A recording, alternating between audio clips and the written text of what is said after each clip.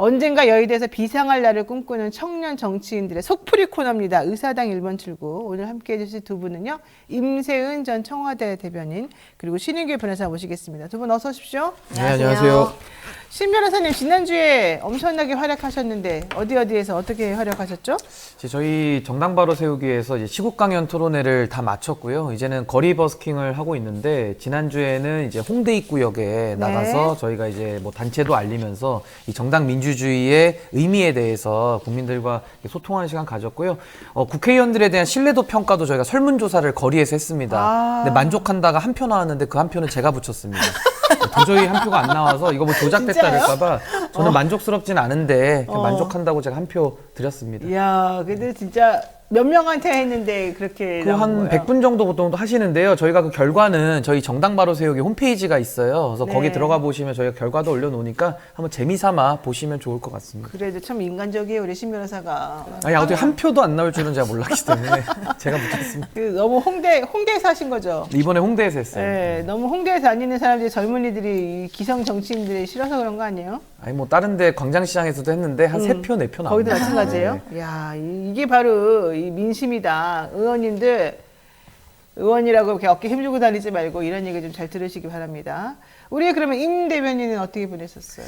저는 이제 지난주 토요일에 저희 윤석열 대통령 퇴진 관련해 대규모 집회가 또 시청에서 있었습니다. 집중 집회가 있어서 많은 시민들이 또 나오셨어요. 그래서 많은 시민들이 지금 윤석열 정부에 대해서 규탄하고 이제는 너무나도 바뀌어야 된다라는 그 의식이 강하고 이제는 더불어서 탄핵 얘기까지도 이제 너무 자연스럽게 나올 정도로 국민의 분노가 심했습니다. 그래서 저희 시민들과 함께 이제 연대하고 같이 이제 공감을 나누면서 그런 시간을 또 보냈습니다. 좋아요. 뭐 탄핵 얘기 잠깐 지금 말씀하셨으니까 물어볼게요. 신인규 변호사님, 지금 추미애 뭐 전 장관이라든가 이런 몇몇 분들이 탄핵 얘기를 지금 하고 있습니다. 대통령에 대해서. 어떻게 생각하세요? 그 대통령 탄핵은 저희가 2번 겪었습니다. 노무현 대통령 때 한 번 탄핵 소추가 돼서 기각이 났고요. 이제 박근혜 대통령 때는 인용이 나왔는데 아마 추미애 전 장관도 법조인이니까 다 아실 거예요. 대통령의 무능을 사유로 해서 탄핵은 안 된다라는 것이 헌법재판소 일관된 태도거든요. 그래서 저는 뭐 중대한 헌법과 법률 위반이 있다 그러면은 법 아래 누구나 다 평등하기 때문에 뭐 윤석열 대통령도 예외가 될 수 없다. 저 그렇게 생각합니다만은 무능만을 가지고 탄핵하자 그것은 지금 일관된 판례와는 맞지 않습니다. 근데 지금 이 얘기가 오로지 무능 때문에 나온 얘기라고 보시는 거예요? 저는 아닌 것 같은데 다른 여러 가지 이슈가 있는 거예요. 중대한 헌법과 법률 위반을 말씀을 하시면 이제 거기에 대해서 논쟁을 하고 의회가 결정하면 저는 국회에서 탄핵 얘기를 한다, 또 탄핵을 의결한다, 그 국회의 권한이거든요. 전 입법부의 권한도 존중돼야 된다고 생각합니다. 그러니까 구체적으로 이 사람이 어떠한 헌법 위반 혹은 법률 위반을 했는지 이거 좀 확인해 본 다음에 얘기하는 것이 뭐 만약에 정말 잘못했으면은 탄핵하는 것도 맞는 것이고. 박근혜 대통령도 탄핵이 되고 구속이 된 나라에서 그 누구가 예외가 될 수 있겠습니까? 헌법 아래 다 있기 때문에 윤석열 대통령도 당연히 헌법과 법률을 지켜야 될 책임이 있다. 근데 박근혜 전 대통령 어제 인터뷰인가 뭐 중앙일보 계열사에서 책 낸다고 그러면서 자신의 7시간에 대해서 밝히고 이런 인터뷰한 내용이 나왔던데 거기 보니까 너무 억울하다는 취지가 많이 적혀 있던데. 아니 근데 억울하다 하시면은 윤석열 대통령이 다 수사를 하셔가지고 처벌을 한 건데 좀 논리가 모순이 되죠? 내가 보기에 그쪽 그 분야 관련해서는 다 논리가 이상해요. 논리가 하나도 안 맞아요. 자, 우리 임세인 대변인 어떻게 보십니까? 그러니까 뭐 말씀하신 것처럼 뭐 무능만으로는 탄핵할 수 없다는 말씀에는 공감하지만 지금까지의 윤석열 대통령 1년 반의 과정에서는 우리 국민께서 탄핵 사유가 넘친다라는 여러 가지 얘기가 있습니다. 일단은 국민의 생명과 안전을 보호해야 하고 영토 수호를 해야 되는 그 대통령의 임무를 해태했다라는 것이 많은 국민들의 생각이고요. 예를 들면 독도 같은 경우에도 일본에 단 한마디 얘기도 못하고 국정교과서에서도 독도란 말이 쓰였음에도 불구하고 그리고 미국에서 국방부에 있는 공식 자료에도 Sea of Japan 이라고 써 있는데도 불구하고 우리나라가 그것에 대해서 동의다라고 말 한마디도 못하는 거. 일단 영토 수호의 의무에 대해서 본인이 제대로 된 책임을 안 갖고 있는 것이고 뭐 그 밖에도 대통령이 대법원 판정이 난 여러 가지 사항들 이번 뭐 강제징용 문제라던가 그리고 지금 뭐 김태우 후보라던가 여러 가지 사안에서 법치를 어긋나는 일들을 했다라는 게 대다수 국민들의 생각입니다. 뭐 그 외에도 너무나 많죠. 저희가 말씀드리기도 뭐한데 뭐 이태원 참사 곧 다가오기도 하고요.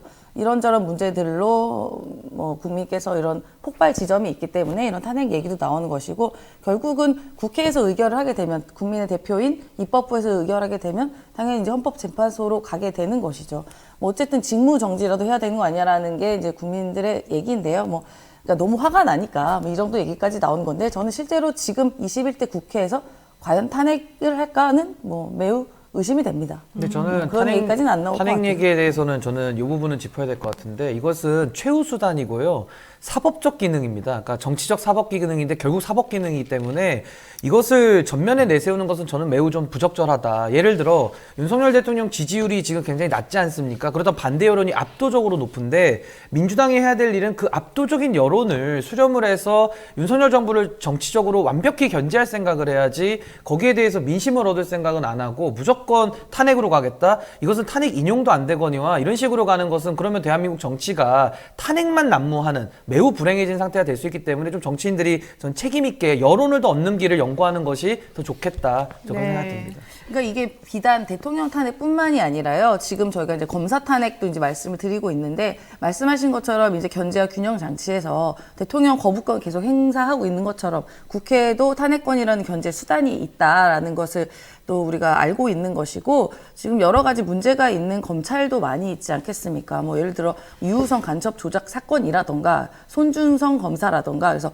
검찰 탄핵부터 이제 차근차근 진행해서 뭐 장관 탄핵도 이상민 장관 했던 것처럼 한동훈 장관도 문제가 있고 법적으로 문제가 있으면 또 탄핵할 수도 있는 것이거든요. 그러니까 국회의 권한이다 보니 지금 뭐 대통령 탄핵까지는 이제 너무 먼 이야기인 것 같지만, 검찰 탄핵부터 이제 조금씩 하고 있는 절차가 진행되고 있다라는 말씀드립니다.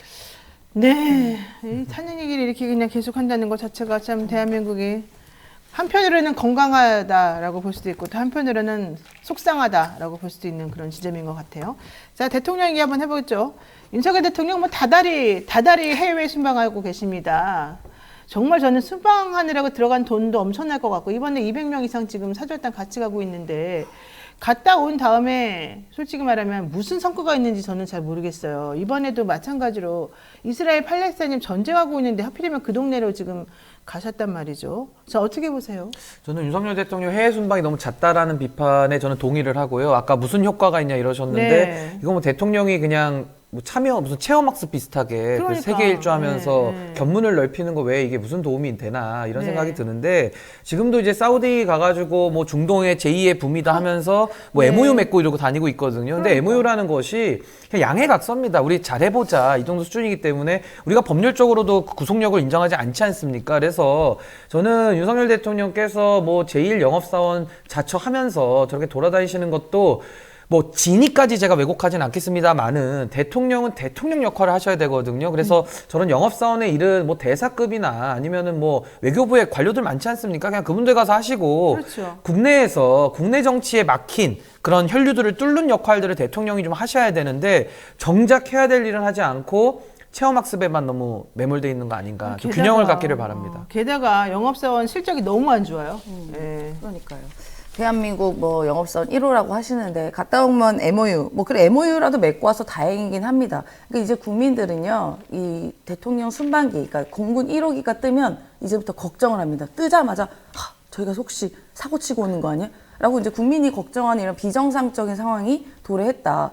이제 무슨 말을 하냐면, 대통령이 이제 순방을 가면요, 제발 어디 가서 말씀 안 했으면 좋겠다. 어디 가서 또 이란이 주적이니 어디 주적이니 그러니까, 사방을 주적을 만들고 와가지고 우리나라가 이제 어쨌든 수교를 해야 되고 수출로 먹고 사고 무역을 먹고 사는 국가에서 사방을 주적을 만들어 놓으면 과연 우리나라 기업들이 실컷 따라가면 뭐합니까? 주적 만들어 놓고 팔 데가 없는데요. 네. 그래서 우리 국민이 대통령 순방기만 뜨면 이제 걱정하고, 또 반대로 대통령 순방기가 뜨기만 하면 지지율이 떨어지는 이상한 반대의 효과가 나타나는 현상이 나타나는 게 참 네. 신기한 노릇입니다.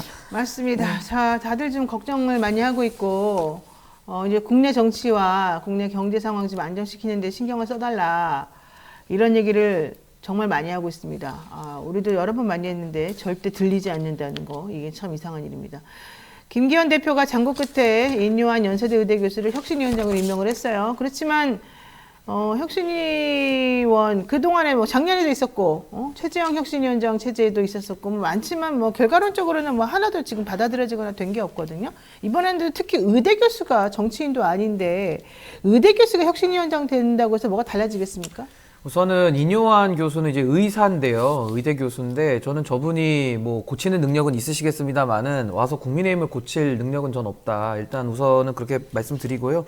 국민의힘 입장에서도 사실은 외부 영입을 통해서 사실 분치를 하는 거죠. 그러니까 화장을 고치는 건데 과거에는 그래도 화장이라도 잘했습니다. 그래서 이렇게 좀 좋게 보였는데 네. 지금은 이제 화장도 잘 못하는 것 같아요. 아이고, 그래서 오히려 아이고. 화장을 했는데 역효과가 나는 지금 이런 상황이고 인요한 교수 같은 분을 데려다가 이렇게 뭐 혁신위원장, 뭐 전권을 부여했다.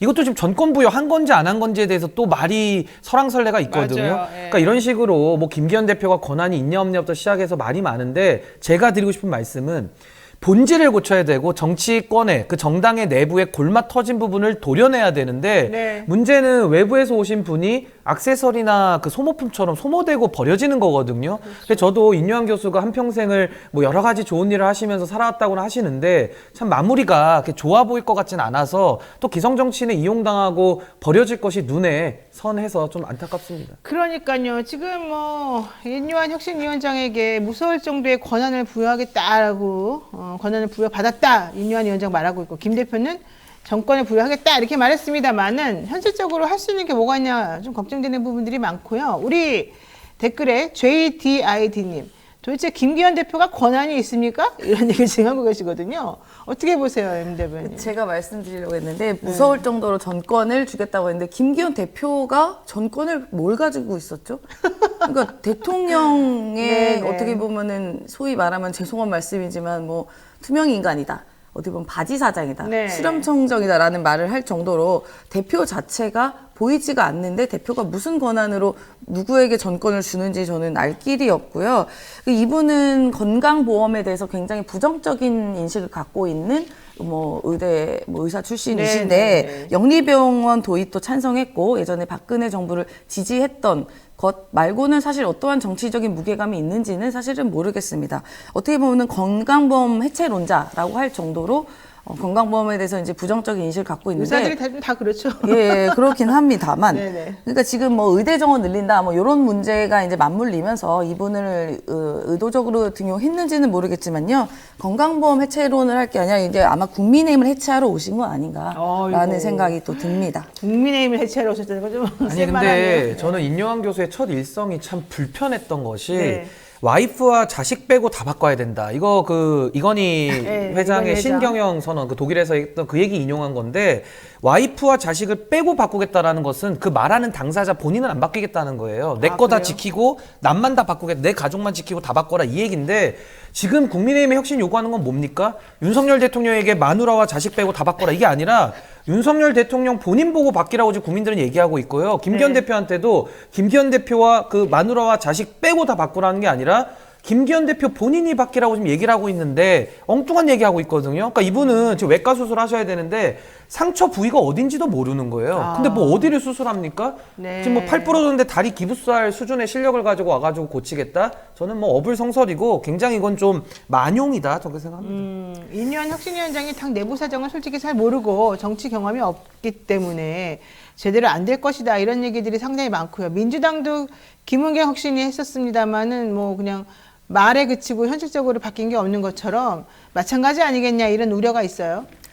그러니까 지금 본질을 좀 잘못 알고 있는 거죠. 그러니까 네. 국민이 이번에 심판을 한 것은 윤석열 정부와 윤석열 대통령에 대한 심판인 겁니다. 그러니까 국민의힘에 대해서도 뭐 심판을 한 거지만 지금 대통령의 무능과 폭주에 대해서 이제 좀 바꿔라. 국정 철학과 국정 기조를 좀 바꿔라라고 이야기를 하는 건데 대통령과 대통령의 국정 철학은 바뀐 게 없고 심지어 대통령 국정 철학이 뭔지를 몰라요. 뭐 순방에 나가서 기네스북 기록하는 게 국정 철학인지 모르겠지만 그런 거 바뀌는 거 없이 뭐 바꿔라고 누구 데려오면 바뀝니까? 뭐 이분 말씀 잘하셨죠. 와이프와 자식 빼고 다 바꾸자. 진짜 국민 뭐라고 하면 와이프 바꾸라는 사람 따로 있어요. 그런데 지금 이렇게 계속 얘기를 이런 의사 데려와가지고 뭘 혁신하는지 저희도 의문이고 뭐 말씀하신 것처럼 저희 민주당도 뭐 혁신위가 왔지만 그 혁신위에 나온 방안도 제대로 되게 적용도 안 됐었습니다. 그래서 네. 뭐 혁신위 무용지론이 양 당에서 나올 정도로 혁신위가 뭐 불필요하다는 얘기도 나오긴 합니다만 지금 가장 중요한 것은 가장 바뀌어야 되는 것은 대통령과 대통령 본인이다. 저희는 그렇게 국민께서 이야기를 하고 계신다고 말씀드립니다. 그렇군요. 아니 그리고 인요한 교수는 뭘 이제 빠르게 배우겠다고 말씀을 하시던데 그러니까. 대통령도 지금 체험학습 전 세계로 돌아다니면서 견학하고 계시고 또 인요한 교수도 잘 모르니까 배우겠다는 거 아닙니까? 시간을 달라. 배울 시간을 달라. 그러니까 이건 왜 이렇게 상당히 국정도 잘 모르는 사람이 하고 네네. 당 개혁도 그렇게 당을 모르는 사람이 하는지 저는 이게 참 무지 속에서 더 혼란스러울 것이다. 저 그렇게 생각합니다. 그렇군요. 지금 두 분 다 매우 부정적이신데 좀 좋은 말 해줄 수 없어요? 예전에 이제 국가대표에 대해서 어떤 되게 유명한 축구 국가대표 이렇게 얘기했는데 제가 그분 성함 생각이 잠깐 안 나는데 그러니까 국가대표는 연습하고 배우러 오는 게 아니다. 내가 갖고 있는 실력을 거기서 발휘하는 것이다라고 그렇죠. 얘기를 했었습니다. 맞습니다. 네. 자, 김한길 대통령 직속 국민통합위원장 요즘 아주 행복할 것 같습니다. 신당 창당설을 비롯해서 여러 가지 의미에서 스포트라이트를 지금 받고 있거든요. 어떻게 보십니까? 쉽게 말해서 정권의 2인자가 이제 발톱을 드러낸 것이다. 저는 그렇게 보고요. 아마 윤석열 대통령의 정치 과외교사라고 알려져 있습니다. 뭐 얼마만큼 정치적으로 그런 식견을 가르치는지는 모르겠으나 김한길 위원장의 행보를 보면 이분이 뭐 전략 전문가라고는 하지만은 제가 볼 때는 창당 기술자거든요. 창당 기술자고 당을 쪼개는 당 네. 쪼개기 전문가인데 이분한테 당을 쪼개는 법을 배우지는 않았으면 좋겠다는 전 생각이 드는 것이고 네. 김한길 국민통합위원장이 뭐 최근에는 뭐 혁신위원장 후보로도 거론이 됐었습니다만은 보수 진영에서는 엄청난 반발이 있었거든요. 아마 그래서 못 왔을 수도 있고 아니면 인요한 교수 같이 잘 모르는 분을 내세워서 뒤에서 통치하겠다라는 의도일 가능성도 배제할 수는 없는 겁니다. 그래서 저는 김한길 위원장이 이렇게 자주 등장하는 것이 과연 윤석열 대통령에게 도움이 될까도 저는 좀 의문이고요. 네. 이분이 지금 하시겠다는 것이 신당 창당설인데 윤석열 대통령이 주도하는 신당입니다. 그렇다면 이 신당은 제가 추측하건대는 국민의힘이 외연 확장이 안 되다 보니까는 기존의 국민의힘은 검사들 공천해서 그냥 전통적 지지층을 이제 흡수하고 또 중도층은 지금 국민의힘으로는 외연 확장이 안 되니까 김한길 위원장이 주도해서 어느 신당 비스무리한 걸 만들어서 그러니까 소위 말 어용신당이죠. 이 어용신당을 만들어서 오히려 중도를 좀 포섭하려는 이런 이중적인 집토끼 산토끼 분리 전략을 쓰려는 거 아니냐 이런 의구심이 들거든요. 그래서 저는 김한길 위원장이 그리고 국민통일위원회라는 기관을 맡고 계시는데 이렇게 현실 정치에 적극적으로 참여하는 것이 또 맞는가 또 그런 의문도 듭니다. 자, 근데도 어쨌든 신당 얘기가 계속 나오는 거는 신당을 만들겠다는 의지가 내부에서 술술 나오는 거 아니에요? 이거 아니 땐 뭐 굴뚝에 연기 나냐 이런 얘기도 있잖아요. 그러니까 지금 언제적 김한길 전 의원인지 모르겠습니다. 지금 뭐 말씀하신 거는 본인은 신당 창당 생각해 본 적도 없고 앞으로 그럴 일 없다라고 이야기를 했는데 네. 뭐 이분 민주당에 있을 때도 신당 창당 이야기 나왔지만 그때도 이런 말씀 하셨는데 하지만 또 나가셨죠. 그래서 지금 안 한다는 거지 앞으로도 안 하겠다는 아닌 거로 좀 보여집니다. 그래서 뭐 손가락 걸고 맹세라도 할 건지 하긴 뭐 손가락 여러 개 있을 수도 있죠. 하도 손가락 자른다는 분이 많으시니까.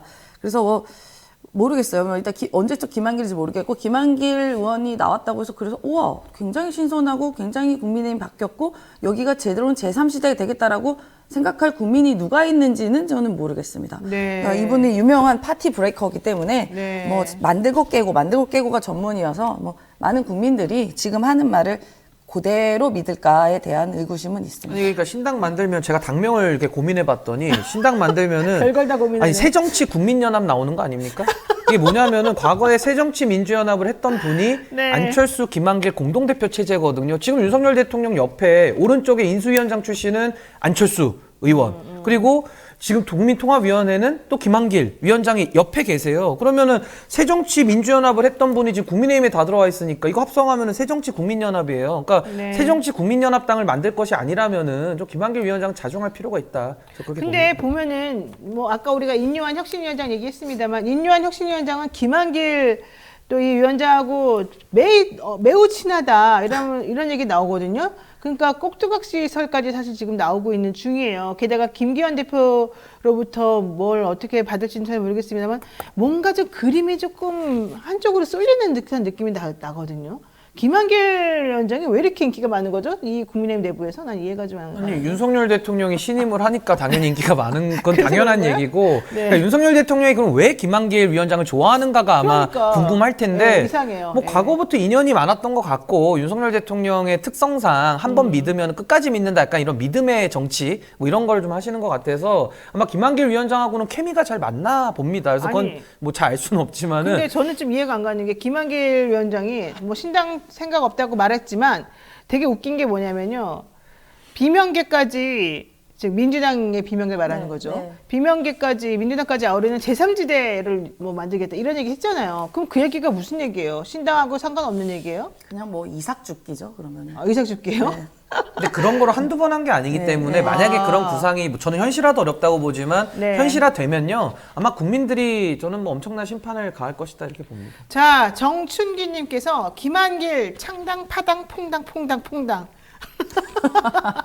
너무 재밌는데요? 창당 파당 퐁당 퐁당 퐁당 말씀하셨는데 이게 사실은 그냥 우스갯소리로 흘려들을 얘기는 아닌 것 같다 이런 얘기거든요. 자, 그럼 좋습니다. 김한길 뭐 위원장이 그렇다고 치고 유승민, 이준석 신당 창당설은 어떻게 보십니까? 같이 하십니까? 아니 그 지금 유승민 전 의원 같은 경우는 12월까지 좀 고민해 보겠다 이런 입장을 밝혔고요. 또 이준석 네. 대표도 지금 뭐 여러 가지 입장들을 내놓고는 있는데 저는 국민들이 지금 이 두 분에 대해서 기대하는 부분은 많다고 생각을 합니다. 근데 또 거기에 대해서 이 두 분도 이제 부응할 책임이 있는 것이고 저는 그거와는 다르게 저도 이제 보수정당 제가 소속돼 있기는 한데 지금 도대체 이대로는 이 당이 개혁이 어렵고 또 국민의힘의 지금 이 상황에서 윤석열 대통령과의 관계가 이건 뭐 완전히 종속이 돼가지고 더 이상은 구제불능이라는 그런 평가가 높거든요. 네. 근데 저는 뭐 저 두 분과는 별도로 제가 또 고민을 깊이 하고 있고 그래서 보수가 제대로 좀 바로 서는 그 방식에 대해서는 뭐 탈당을 해서 신당을 만들거나 여러 가지 방법론들이 있을 수 있기 때문에 저 그런 고민들을 좀 깊이 있게 하고는 있습니다. 근데 유승민 의원하고 이준석 대표는 지난번에 바른정당 만들었었잖아요. 그러다가 도로 이제 들어가가지고 좀 국민의힘에서 이렇게 활동하고 그랬었던 건데 이번에 또 나간다고 성공할까?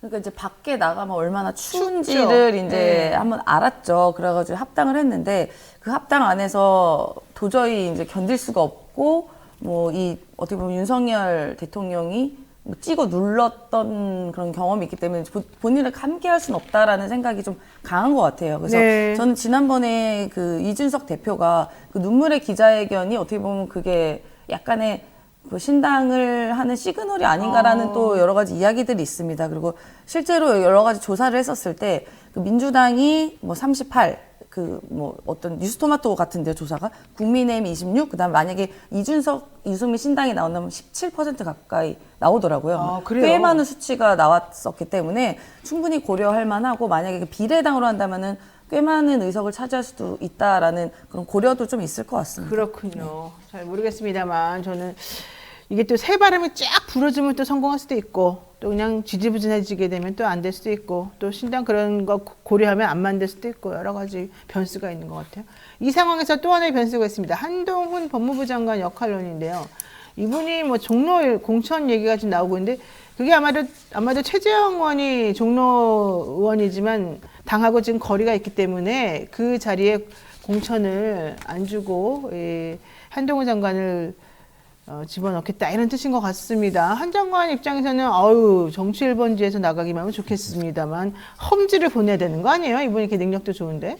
근데 모르겠습니다. 그 한동훈 장관은 현직 법무부 장관이고 국무위원 신분이기 때문에 좀 정치를 하려면은 당당하게 오히려 사표를 쓰고 나와서 네. 국민의 평가를 받고 출마를 하는 것이 저는 도의에 맞다라고 보고요. 네. 지금 당내에서는 한동훈, 조정훈에서 훈훈 브라더스가 한번 떠야 된다 이렇게 얘기를 하는데 제가 봤을 무슨 때 브라더스요? 훈훈 브라더스라고 브라더스. 하는데 네. 저는 전혀 훈훈하지가 않고요. 한동훈 장관은 기소주의, 조정훈 의원은 기회주의 아닙니까? 이거 기기 브라더스예요, 제가 볼 때는. 그래서 이 기기 브라더스가 또 기회를 틈타서 네. 또 뭐 여러 가지 해보려고 하는 것인데 저는 국민들께서 그렇게 반응하기는 어려운 구도 아니냐, 저 그렇게 봅니다. 한동훈 장관 종로 일가 나가면은 대항마는 누굽니까 민주당은? 글쎄요, 저도 이제 딱 머릿속은 떠오르진 않고 지금 사실 거기 노무현 대통령 사위라고 하는 곽상원 변호사가 지금 그 지역위원장으로 계십니다. 그래서 만약에 별다른 이변이 없으면 이제 그분이 후보가 될 확률이 높고요. 그래요? 네, 근데 뭐 모르겠습니다. 아직 그 정치는 생물이기 때문에 뭐 그분이 지역위원장이라고 무조건 후보가 되는 건 아니고 그렇죠. 도전자가 있으면 또 경선을 통해서 가장 최적한 후보가 이제 나올 것이고요. 일단 지역위원장은 그 노무현 대통령 사위. 그분이시다라고 말씀을 드리고 한동훈 법무부 장관이 저는 제가 볼 때는 그렇게 모험심이 있으신 분은 아닌 것처럼 보여요. 안전하게 갈 것이다. 네. 뭐 안전한 지역으로 가게 되신다면 그럴 확률이 높다고 보고 그리고 과연 국민의힘에서 지금 과연 한동훈 장관이 예전에 초반에 그런 신선했던 한동훈 장관으로 생각하냐? 저는 아니라고 봅니다. 지금 뭐 한동훈 패러디, 뭐 편의점 한동훈 이거 나올 것 정도로 약간 조롱에 가까운 뭐 그런 국민적인 시선이 있기 때문에 과연 네. 한동훈 장관을 얼굴로 내밀어서 긍정적 효과를 볼 것인가에 대해서는 저는 뭐 부정적이라고 생각합니다. 그러면 한동훈 장관의 또 대항마격으로 조국 전 장관 얘기도 사실 좀 나오고요. 뭐 추미애, 송영길 새 인물 얘기 지금 계속 나오고 있는데 어떨까요? 글쎄요, 뭐 종로에 뭐 나갈지 여부도 일단은 불분명해서 뭐 지역구를 특정해서 말씀드리기는 어려운데 아마 한동훈 장관이 출마를 한다면은 뭐 민주당에서도 뭐 송영길 전 대표라든지 뭐 추미애 전 장관이 뭐 고민을 할 수 있겠습니다만은 제가 보기에는 한동훈 장관도 영 아닌 것 같고 뭐 추미애 장관이나 저 송영길 대표도 저는 국민들의 신뢰 못 얻는다고 보거든요. 왜냐면 기존에 뭐 송영길 대표도 뭐 지금이야 뭐 이제 수사를 받고 여러 가지 어려움을 겪고 있습니다만은 그 전에도 뭐 서울시장으로 옮긴다든지 본인이 또 총선 불출마 아마 선언을 했을걸요. 이런 거에 대해서 다 말을 바꿔야 되는 상황인데 과연 국민들이 신뢰를 가질 수 있을까요? 물론 본인들은 상황이 바뀌었다. 뭐 네. 윤석열 정부를 뭐 이제 견제하기 위해서 해야 된다라고 또 상황론을 들고 나오겠지만은 네. 전 국민들이 그렇게 저는 반응하기는 어려운 조합들 아니냐. 전 별로 기대하진 않습니다. 그래요. 그렇지만 요즘에 송영길 전 의원, 전 대표하고 추미애 전 대표하고 엄청 세게 말하고 있잖아요. 그리고 조국 장관도 사실은 보면 인터뷰나 이런 거가 계속해서 나오면서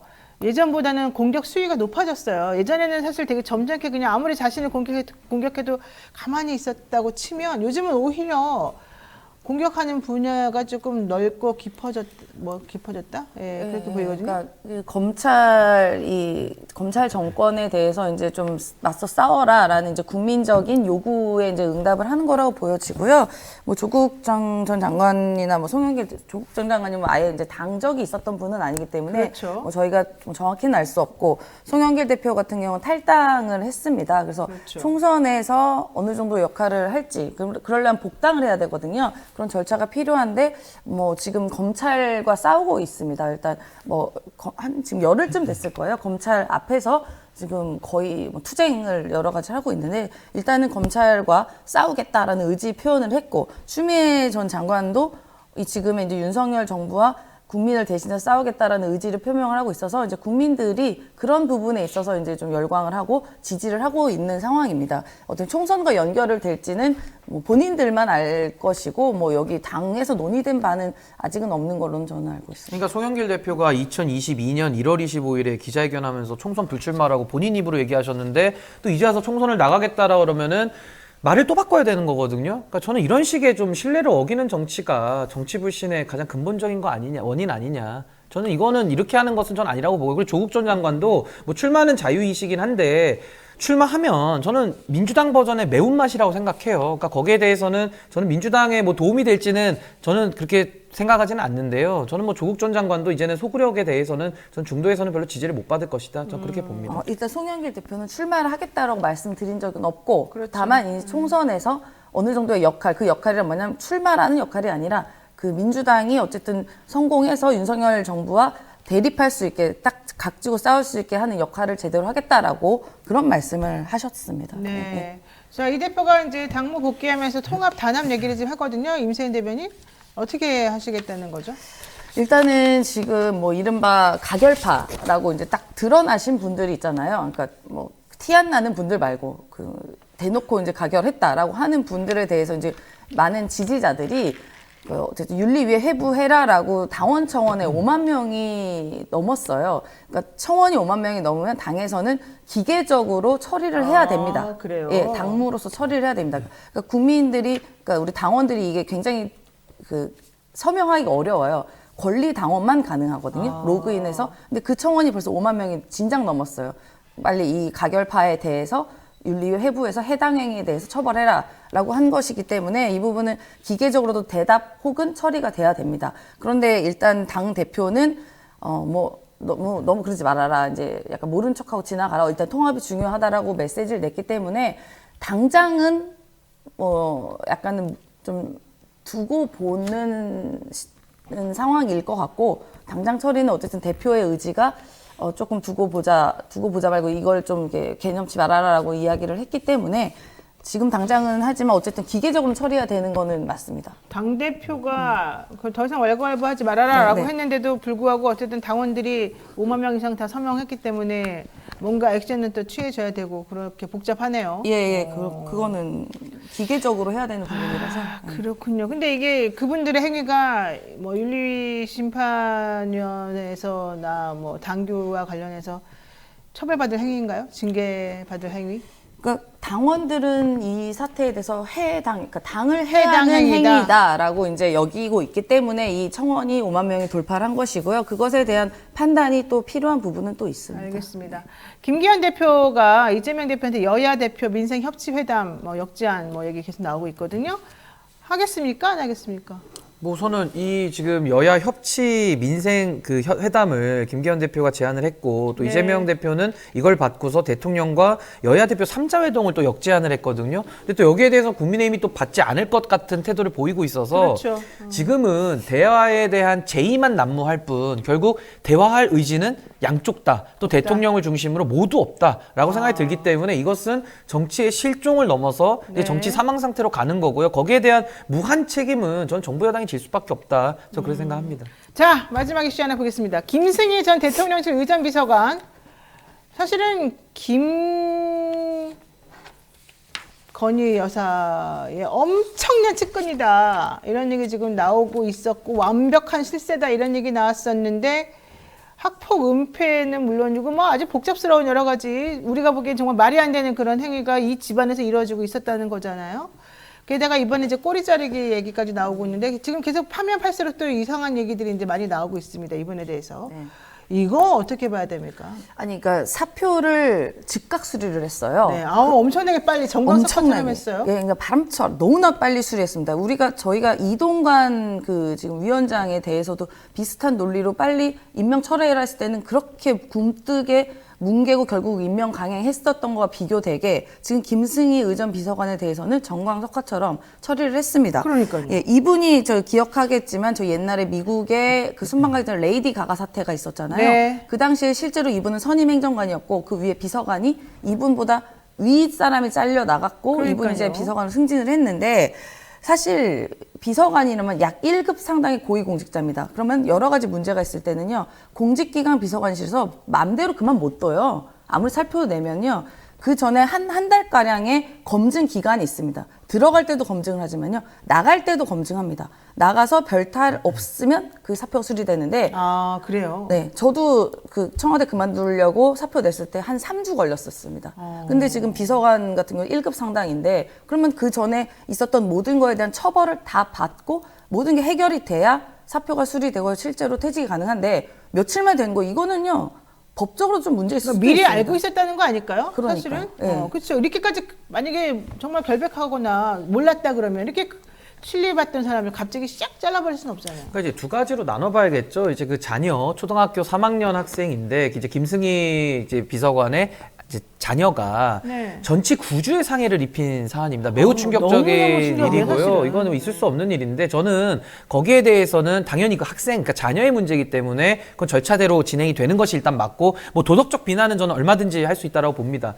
근데 그 이후에 김승희 비서관이 본인의 지위를 이용해서 그 학폭이 처리되는 과정 내지는 그 피해자에 대한 여러 가지 그 2차 가해나 이런 쪽에 가담을 했다라면은 그건 별개의 문제고 그건 임세현 대변인 말씀이 맞는데 만약에 그게 아니라고 한다면은 사실 사실은 사표를 수리하고 그 정무적 책임을 지는 게 맞거든요. 그래서 저는 이 부분에 대해서는 뭐 민주당에서 비판하는 부분이 어떤 지점인지는 알겠는데 이것을 또 사표를 수리를 너무 빨리 했다라고 또 뭐라 그러면은 사표 수리를 안 하면은 또 자리를 지킨다고 비판을 하고 또 사표 수리를 빨리 하면은 빨리 했다고 비판을 하기 때문에 뭔가 비판에 좀 어느 정도 길은 정해서 비판을 해야지 양쪽 다 비판을 하면은 그럼 뭐 도대체 어떻게 하라는 겁니까? 라는 비판이 또 나올 수 있으니까 어느 정도를 지키면서 하면 전 좋을 것 같습니다. 아니, 그러니까 제가 말씀드린 것은 이게 사표 수리가 이렇게 빨리 빨리 될 수가 됐다고 없어요. 그걸 뭐라고 하는 게 아니고. 그러니까 그 전에 그 예를 들어 이게 지금 국감에서 지적이 됐고 뭐 2, 3개월 전부터 발생이 됐다 그러잖아요. 그러니까 공직기관 비서관실에서 어느 정도 그 부분에 대한 검토가 있었을 가능성도 있으니 조금 비판을 하기 앞서서는 좀 사실관계들이 그 부분은 좀 확인될 필요가 있다. 저는 충격받은 게 검토가 있었다면 오히려 그 더 문제인 게 지금 국정감사에서 김영우 의원 통해서 나온 거잖아요. 그럼 오히려 검토가 있었는데 이걸 통해서 나와서 이제 아는 것처럼 몰랐다고 얘기를 그랬어요. 했습니다. 몰랐다고. 대통령실에서. 아니 근데 네, 솔직히 지금 자리 지키고 있으면 또 비판 어차피 하실 거잖아요 와가지고 그러니까 자리를 지켜도 비판은 하고 그러니까 자리를 지키면 이게 비판하겠죠. 왜 지금 이런 사건이 나왔는데도 왜 자리 지키고 있냐 이 얘기 분명히 했을 거거든요. 그러니까 사표 수리를 한 거를 갖다가도 또 비판을 하면 전 이 부분은 조금 과도해 보인다. 지금 그거 자체가 포인트는 아닌 것 같고 제대로 핵심은, 된, 게다가 제가 더 놀랐던 거는 그 집안이 그러니까 집안이라고까지 할 수는 없습니다. 그 부인이 이 사건이 터지니까 카톡 사진에다가 대통령하고 같이 있는 그 사진 일부러 딱 올려놓고 이거 좀 권력이 있다 우리에게 이걸 보여주는 거잖아요. 게다가 자기 딸이 그 초등학교 2학년짜리한테 이렇게 폭행하고 이건 중상해거든요. 중상해를 가했는데 사랑의 매다. 어떻게 그런 말 할 수가 그러니까 있는 저는 거예요? 그 배우자의 행위는 너무나도 이상한 이건 것 비난 같아요. 가능성이 높다고 봐요. 왜냐하면 사진을 올리면서 위세를 과시한 것도 비판을 받아야 되고 어떻게 그걸 네네네. 기술서에다가 사랑의 매라는 얘기를 씁니까? 그러니까요. 그러니까 이거는 가해자에 대한 명백한 2차 가해이기 때문에 전 여기에 대해서는 뭐 비난의 여지를 이건 받는 것이 마땅하다. 저 그렇게 봅니다. 네. 지금 이 학폭 사건이 이번이 처음이 아니라요. 정순신 그다음에 전 국가수사본부장 후보 때도 있었고 그다음에 이동관 후보 때도 비슷한 아주 형태가 비슷하잖아요. 근데 이번엔 더 놀랐던 것은 초등학생이라는 겁니다. 그러니까 3학년이 어떻게 2학년한테 그렇게 그러니까 지금 저희가 저희 성인끼리 싸워도 구주 안 나와요. 안 못 나와요, 나와요. 못 나와요. 예, 예. 네. 그 이게 매우 놀라운 건데 거기에다가 권력형 뭔가 은폐 시도가 있었다는 거기 때문에 지금 시리즈로 나오는 거잖아요. 학폭이 한두 번 문제가 아니니까. 그러니까 오죽하면 국민이 이 정부의 인사는 학폭에 대한 과거가 없으면 할 수 없냐라는 조롱까지 나올 지경입니다. 그렇다 보면 오히려 더 철저했어야죠. 근데 시간이다 권력형 보니까. 개입이 만약에 있다라고 하면 그건 범죄가 될 수 있기 때문에 그건 또 처벌을 받아야 될 사안인데 그러니까 그건 좀 밝혀져야 될 필요가 있다. 저는 그렇게 봅니다. 아니 예전에 우리가 하도 청문회 할 때 맨날 문제되는 게 위장 전입이었거든요. 그래서 위장 전입 한 번 안 한 사람이 어딨냐 막 이런 얘기가 보험료 나왔는데. 납부 안 하고 이 정도였죠. 그랬는데 국민의힘에서는 계속해서 학폭 얘기 나오는 거는 솔직히 학폭을 왜 문제가 됐냐 그러면 부모의 권력이나 이런 것들이 그 아이들의 이 폭력에 지금 영향을 미치기 때문이거든요. 저는 근데 이게 지금 한두 번 나오는 게 아니고 계속 이런 식으로 계속 나온다는 거는 좀 문제가 정말 심각하다. 이쪽 인사들이나 그러니까 쉽게 말해서 이런 분들이. 국민 알기를 정말 뭐로 아는 거 아니냐라는 생각이 들고요. 그리고 이 검증 업무를 한동훈 장관이 하게 돼 있거든요. 그럼 한동훈 이분들 장관의 다 그렇게 하는 거예요. 그렇죠. 인사검증에 대해서 물론 김승희 비서관을 임명할 당시는 아니지만 네네. 지금 이제 이동관 후보자나 뭐 정순신 후보자 이런 분들을 다 인사검증을 하게 돼 있거든요. 그러니까 거기에 대해서 한동훈 장관은 본인의 시각에서는 학교폭력도 괜찮은 건지 그러니까 임명이 그러니까. 돼도 그렇다면 이분은 법무부 장관으로서 범죄 피해자를 구제하는 업무를 담당할 자격이 없거든요. 네. 그러니까 인사정보관리단의 운영의 부실성에 대해서 책임을 져야 될 것이다. 이 얘기를 하네요. FP님께서 국감에서 이 초등학생의 학폭이 노출되지 않았다면 과연 김승희가 사표를 냈겠습니까? 이런 그 말씀. 이름도 비슷해요. 김건희 여사랑 친하다 그러는데 건희 승희 이러니까 이름도 좀 비슷해가지고. 그러네요. 저 어쨌든 문제가 중요한 건 학폭이 노출되지 않았으면 사표도 안 했을 것이다. 이미 6월 달에 알고 있었다. 뭐 이런 얘기까지 지금 나오는 상황에서 국민을 간보는 것도 아니고 참 황당합니다. 그냥 뭉개고 모른 척 지나갔겠죠. 네. 자, 여기까지 해야 될 것 같습니다. 지금까지 신인기 변호사 임세은 전 청와대 대변인과 함께했습니다. 두 분 고맙습니다. 네, 감사합니다. 감사합니다.